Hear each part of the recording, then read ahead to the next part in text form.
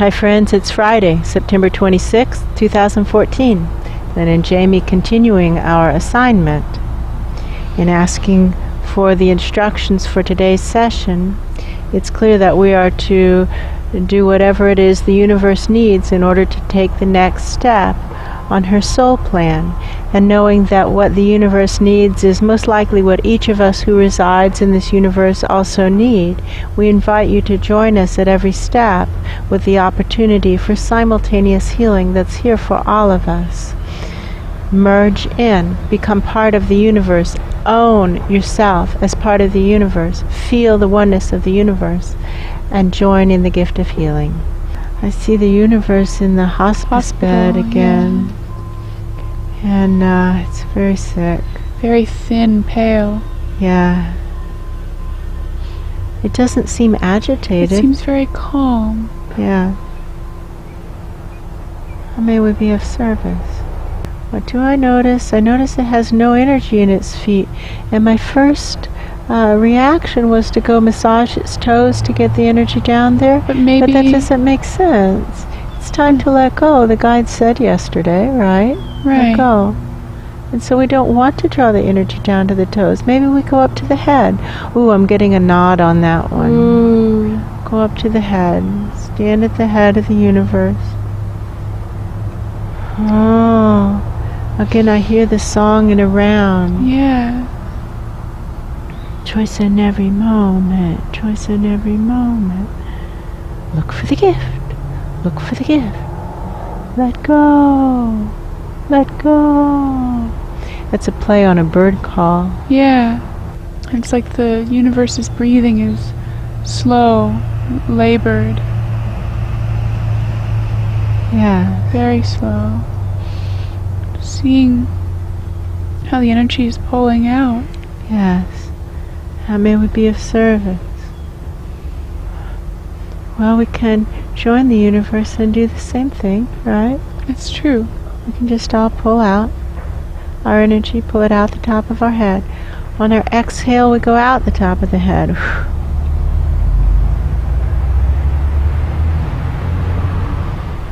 And on the next exhale, go out the top of the head.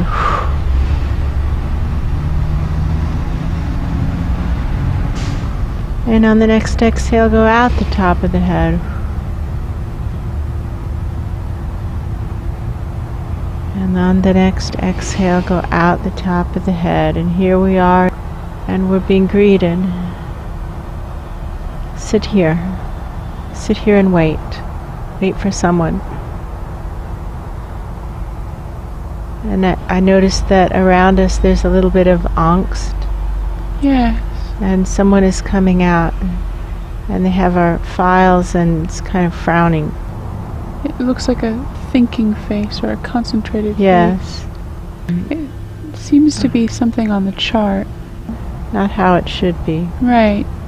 It's not how it should be. Right, and the face is that's odd face. Yeah. It's not how it should be. Well, we'll have to just address this, shuffling in the files behind us.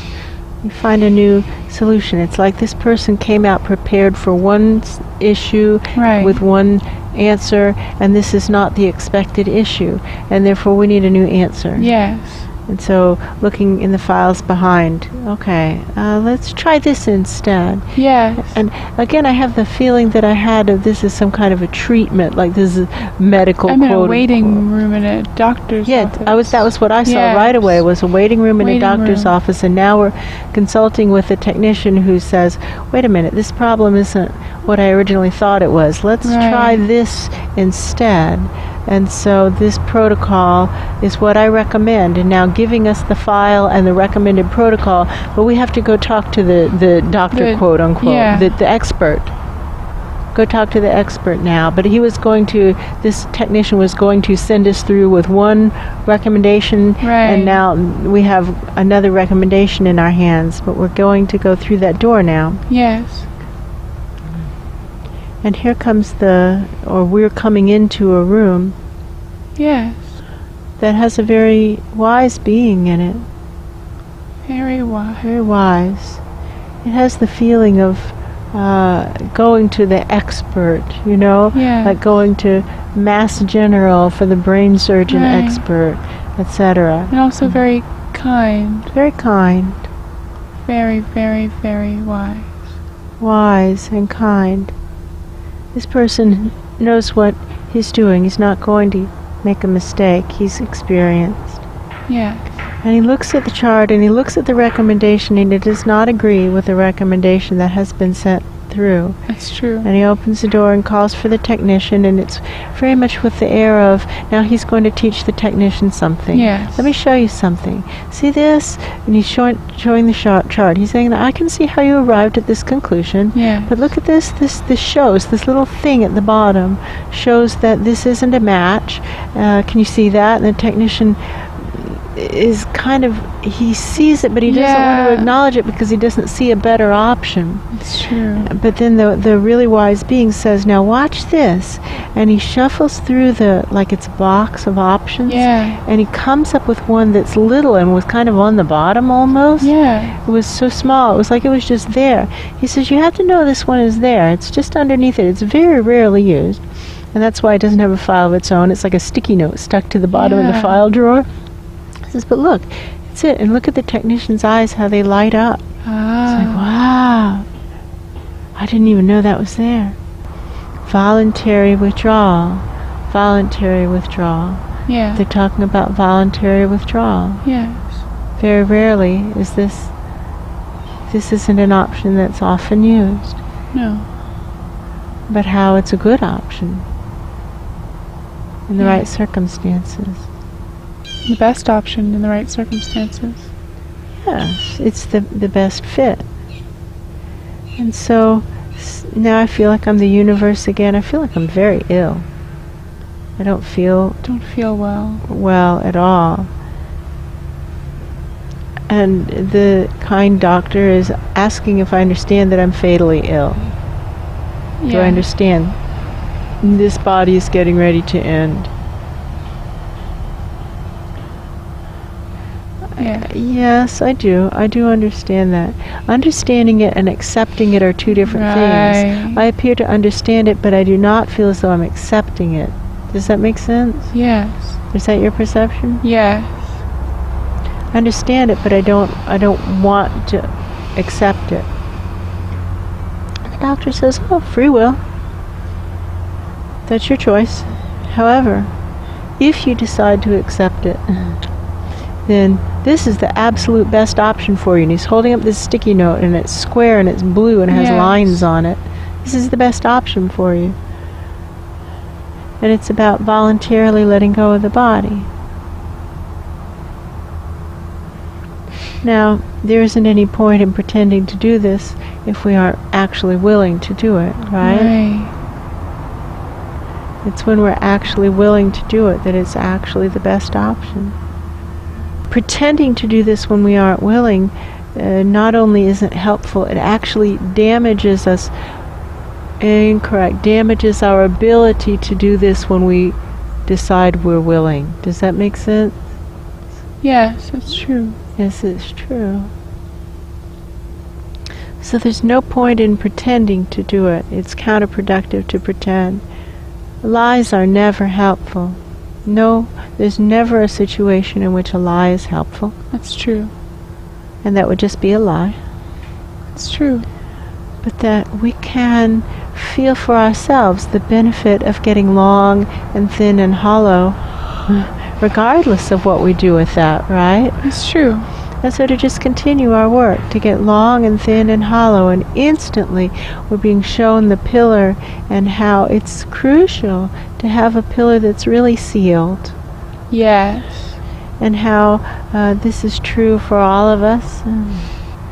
He's talking about the preparatory work that has to be done. Getting thinner, thinner, thinner, getting the energy body thinner, more and more light moving through it. Just a vertical pillar, thinner, thinner. And then, once we do all that preparation, which can take months, years, a lifetime, once we do all that preparation, then the actual exiting can be quick once the choice is made to leave. Once the choice is made to accept that it's checkout. Right. And it can be quick. It can be done in a day, Whoosh. really. Whoosh, in a day. What matters is the preparation. And he's emphasizing long, thin tube. He's holding up a long, it looks like a pipe, but it seems to be made out of paper or something because it's really light. He can just hold it up and blow through it. A really long, thin tube. Really long and thin. Like Charlie's. And he's emphasizing the length, and what he's saying is the length will give the reassurance of continuity. As it lifts out of the physical dimension, we lose the connectivity with physical dimension, but the rest of our pipe, the rest of our energy body stays the same, and therefore there's much less of a feeling of transition, really. Yes. It's almost seamless. It's almost without sensation. It becomes clearly, absolutely no big deal. No big deal. Just we move up a couple inches, so to speak, right? Right. No big deal. We move up a couple inches. We can do that. Yes. Yes, we can. We can do this right now for us and for the universe. Merging. Just sealing the margins of the pillar. Deeper. We see how this poor universe has some big problems with subversive activity. That's true. Deep in its pillar, where things are trying to hurt it and take it down. Look at the state I allowed this to deteriorate into. Just look at this, right? Well, it's not so much deteriorate into as that I didn't clean it up. Yeah.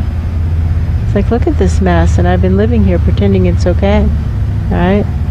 This is what happens when we listen to crazy lies like, just hope. It's a crazy lie, ignoring the reality of what's needed, right? It's true. What's needed is what's needed. What's real is what's real.